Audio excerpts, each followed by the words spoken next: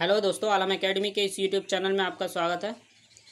आज हम स्टार्ट करने के लिए जा रहे हैं जीएस में भी जो टॉपिक रहेगा अपना वो रहेगा अपना एंसेंट हिस्ट्री, प्राचीन इतिहास। प्राचीन इतिहास के बारे में जानने से पहले हम बौद्ध धर्म को जान लेते हैं। प्राचीन इतिहास में ही आता है ये बौद्ध धर्म भी। बौद्ध धर्म कहाँ से स्टार्ट हुआ था, किसने स्टार्ट किया था। तो इसके जो संस्थापक ना है, जो इसके संस्थापक हैं वो महात्मा बुद्ध है, जिसे गौतम बुद्ध के नाम से जाना जाता है, शाक्य मुनि के नाम से जाना जाता है, और भी नामों से जाना जाता है जो अब मैं आगे बताऊंगा। तो इनका जो जन्म हुआ था वो 563 ईसा पूर्व में कपिलवस्तु स्थान है लुम्बिनी, जो नेपाल में पड़ता है। कपिलवस्तु नेपाल, लुम्बिनी कपिलवस्तु। इनके पिता का नाम शुद्धोधन है, जो साक्यगढ़ के एक मुखिया थे। इनकी माता का नाम महामाया था। महामाया जो एक कोलियगढ़ से संबंधित थी। इनका जो वंश था वो कोलियगढ़ था महामाया का। महामाया की जो मृत्यु हो गई वो बुद्ध के जन्म के 7वें दिन हो गई थी। जब बुद्ध जन्म हुए थे उनके 7वें दिन ही इनकी माता चल बसी थी। इनका पालन पोषण जो किया था इनकी मौसी ने किया था। मौसी का नाम जो था प्रजापति गौतमी था। प्रजापति गौतमी ने इनका लालन पोषण किया था। इनकी शादी जो हो गई थी 16 वर्ष की अवस्था में हो गई थी। किससे हुई थी? यशोधरा से हुई थी। ये भी शाक्यगढ़ की थी। शाक्यगढ़ के इनके पिता भी थे। शादी भी इनकी 16 वर्ष की अवस्था में यशोधरा से हो गई थी। इनका एक पुत्र था राहुल इनका पुत्र था। अब ये महल में रहते रहते ऊब गए थे। इस वजह जैसे ये शहर भ्रमण के लिए निकले थे, तो इन्होंने एक व्यक्ति को भी अपने साथ लिया था, जिसका नाम था, इनका साथी था, वो सारथी था, जिसका नाम चन्ना था। तो इन्होंने जो रास्ते में दृश्य देखे थे वो देखे थे वृद्ध व्यक्ति, रोगी देखा था। सबसे पहले वृद्ध व्यक्ति देखा था, फिर रोगी देखा था, फिर एक शव ले जाता हुआ आदमी का देखा था, सन्यासी देखा था जो शांत होकर बैठा था। अंतिम दृश्य को देखकर मन सन्यास की ओर प्रवृत्त हुआ और 29 वर्ष की अवस्था में गृह त्याग कर दिया। 29 वर्ष की अवस्था में कर दिया। अब ये घटना भी कहलाएगी कुछ ना कुछ। तो क्या कहलाई? महाभिनिष्क्रमण। बौद्ध साहित्य में गृह त्याग की घटना क्या कहलाई? जब घर से निकल गए ये गृह त्याग कर दे तो इनकी घटना जो कहलाई वो महाभिनिष्क्रमण कहलाई। गृह त्याग के पश्चात जो सर्वप्रथम मुलाकात हुई गुरु आलार कलाम से हुई, जो इनके फर्स्ट गुरु थे, पहले गुरु थे। आलार कलाम इनके प्रथम गुरु थे। वैशाली के रहने वाला था। उसके बाद राजगिर के रुद्रक रामपुत्र थे एक, उनसे मिले। गया में निरंजना फाल्गु नदी के किनारे पंचवर्गीय ब्राह्मण भिक्षु के तपस्या पीपल के वृक्ष के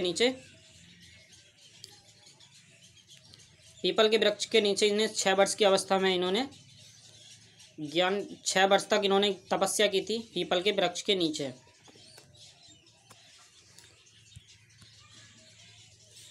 एक वहाँ की रहने वाली थी जहाँ ये रह रहे थे, निवास कर रहे थे, सुजाता, जिसका नाम सुजाता था।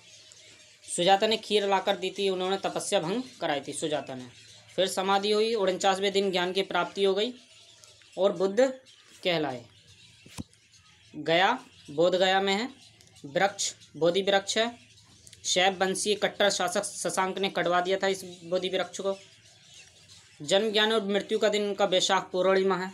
जन्म भी वैशाख पूर्णिमा के दिन हुआ था, ज्ञान भी वैशाख पूर्णिमा में, मृत्यु का दिन भी वैशाख पूर्णिमा में, भैया बुद्ध पूर्णिमा। इनका प्रथम शिष्य गया में ही तपस्सु एवं मल्लिक, ये बंजारे थे, शूद्र बंजारे थे, प्रथम शिष्य थे इनके। इसके बाद कहाँ गए? ये सारनाथ गए। पंचवर्गीय ब्राह्मण भिक्षु को प्रथम उपदेश दिया। इस घटना को क्या कहते हैं? जब इन्होंने प्रथम उपदेश दिया तो उसे कहते हैं धर्मचक्र परिवर्तन कहते हैं। बौद्ध संघ की स्थापना की थी इन्होंने पहले सारनाथ में की। आनंद के कहने पर संघ में प्रवेश करने पाने वाली जो प्रथम महिला थी वो प्रजापति गौतमी थी। इनकी मौसी ही थी पहली, जो वैशाली में इन्होंने संघ स्थापित किया था उसमें प्रथम महिला आ गई थी, प्रजापति गौतमी।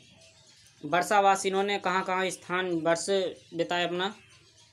तो प्रथम बताया था इन्होंने प्रथम वर्ष सारनाथ में। सर्वाधिक जो बिताया वो कौशल महाजनपद की राजधानी एक श्रावस्ती थी, वहाँ रहे, सबसे ज़्यादा टाइम तक वहाँ रहे थे। इनका एक निजी परिचारक था जो साथ में रहता था, आनंद। इन्होंने 4 आर्य सत्य बताए हैं। कौन कौन से हैं वो? दुख है, दुख का कारण है, दुख को रोका जा सकता है, दुख को रोकने के उपाय हैं। यह अष्टांगिक मार्ग में बताया गया है। यह अष्टांगिक मार्ग इन्हें नाम दिया गया है। बौद्ध धर्म के अंतर्गत 3 रत्न हैं। एक बौद्ध धर्म और जैन धर्म में यही समानता है कि इसमें 3 रत्न है, उनमें भी तीन रत्न है। तीन रत्न है, प्रज्ञाशील समाधि या फिर बुद्ध संघ धम्म, बुद्ध धम्म संघ। महात्मा बुद्ध ने क्षणिकवाद का सिद्धांत दिया था। महात्मा बुद्ध ने वेदों के अपौरुषेयता का खंडन किया था। ये वेदों को नहीं मानते थे ज़्यादा। इनका प्रिय शिष्य कौन था? प्रिय शिष्य की बात की, शासक की बात करेंगे। इनके जो शिष्य रहे इनके, तो शासक था इनका बिंबिसार, प्रसेनजित और अजातशत्रु। ये कौशाम्बी में उदयन, उदयन था एक कौशाम्बी में।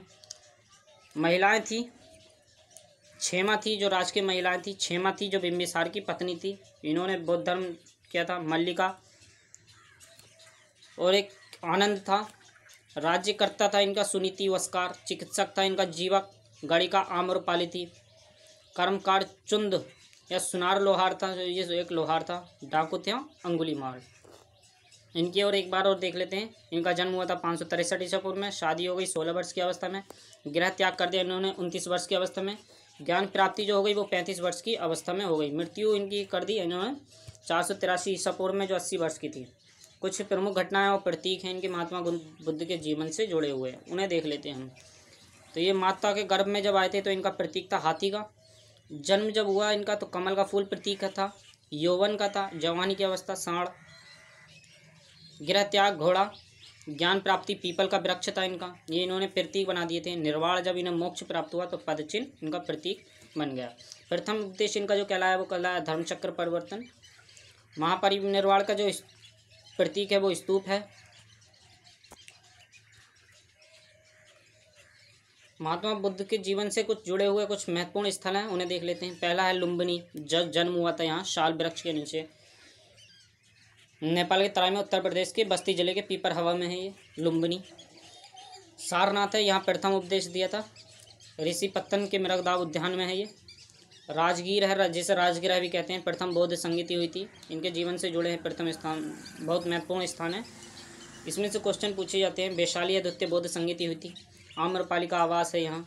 कुशीनगर देवरिया जिले का कसिया गांव है। मृत्यु स्थान महापरिनिर्वाण मल्ल राज्य।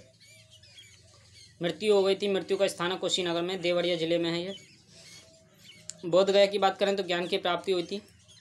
श्रावस्ती की बात करें तो सर्वाधिक अनुयायी थे। वर्षावास और सबसे ज़्यादा उपदेश भी यहीं से दिए गए थे। एक संकारा या संकीसा के नाम से स्वर्ग से महात्मा बुद्ध यहीं अवतरित हुए थे। महात्मा बुद्ध के जीवन में पहली बार क्या क्या था? पहला जो था तो पहला गुरु इनका था अलार कलाम जो वैशाली में था। इनका शिष्य था तपस्सु और मल्लिक, शूद्र बन जा रहे थे। उपदेश दिया था इन्होंने सारनाथ में पंचवर्गीय ब्राह्मण भिक्षु को। पहली भिक्षुड़ी थी महाप्रजापति गौतमी, इसके बाद नंदा और यशोधरा। महात्मा बुद्ध द्वारा शिक्षित किया जाने वाला जो अंतिम व्यक्ति था वो था सुभद्र। इनके द्वारा इनकी बौद्ध संगीति देख लेते हैं। बौद्ध संगीतियाँ, इनकी बौद्ध संगीतियाँ आयोजन वर्ष तो प्रथम बौद्ध संगीति हुई थी 483 ईसा पूर्व में हुई थी। इसका अध्यक्षता जो की थी महाकश्यप ने की थी। इनके समकालीन शासक थे अजातशत्रु जो हर्यक वंश का था। आयोजन स्थल राजगीर था। परिणाम तक क्या था इसका जो महत्वपूर्ण रिजल्ट आया? 2 पिटकों का संकलन हुआ, शुद्ध पिटक और विनय पिटक। तो पिटक का जो शाब्दिक अर्थ होता है वो टोकरी होता है। ये भी पूछ लेते हैं कि पिटक का संबंध किस धर्म से है? पिटक का संबंध बौद्ध धर्म से है। द्वितीय संगीति हुई 383 ईसा पूर्व। 100 का अंतर चल रहा है। यहाँ था सर्वकामी, शुभकामी या सावक मीर के नाम से यह अध्यक्षता की थी, किसी भी नाम से आ सकता है। समकालीन शासक इसका काला शोक था। आयोजन स्थल वैशाली था। यहाँ इनमें विभाजन हो गया था। अगली है तृतीय बौद्ध संगीति जो 253 ईसा पूर्व। मोगलीपुत्र ने इसकी अध्यक्षता की थी। अशोक समकालीन शासक था, पाटलिपुत्र में की थी। तृतीय पिटक आ गया था, यहाँ भी धम्म पिटक का संकलन हो गया। चौथी संगीति हुई, 4 ही संगीति हुई हैं। जैन धर्म में 2 हुई हैं, ये बौद्ध धर्म में 4 हुई हैं। तो प्रथम शताब्दी है, वसुमित्र ने इसकी अध्यक्षता की थी। कनिष्क समकालीन था। कुंडलवन कश्मीर में हुई थी। विभाजन हो गया ये हीनयान और महायान, ये बहुत ही महत्वपूर्ण है। विभाजन कहाँ हुआ था? चतुर्थ बौद्ध संगीति में हुआ था। किसकी अध्यक्षता में हुआ था? वसुमित्र की हुआ था। हीनयान शाखा की जो पढ़ाई की जाती थी वो वल्लभी विश्वविद्यालय गुजरात में। महायान शाखा की पढ़ाई नालंदा विश्वविद्यालय, स्थापना जो की थी नालंदा की कुमारगुप्त ने की थी। नालंदा विश्वविद्यालय का विनाश किया था कुतुबुद्दीन बख्तियार खिलजी ने। शून्यवाद के प्रवर्तक आइंस्टीन ऑफ इंडिया जिसे कहते हैं नागार्जुन को। इन्हें भारत का आइंस्टीन भी कहा जाता है नागार्जुन को। विज्ञानवाद के प्रवर्तक थे मैत्रेयनाथ। नागार्जुन की पुस्तक है प्रज्ञा पारमिता सूत्र और माध्यमिक कारिका। वज्रयान भी इन्हीं से संबंधित है। 7वीं शताब्दी ईस्वी में अस्तित्व में आई थी। विशेष रूप से पढ़ाई विक्रमशिला विश्वविद्यालय में। हाँ, विक्रमशिला स्थापना इसकी हो गई थी, धर्मपाल ने की थी। पालवंश ऐसा अंतिम वंश था जिसने बौद्ध धर्म को संरक्षण प्रदान किया था। ऐसा अंतिम वंश था। विनय पिटक में जो बताया गया वो जीवन के नियम बताए गए थे। हम बात कर लेते हैं अब जैन धर्म की। जैन धर्म की बात कर लेते हैं।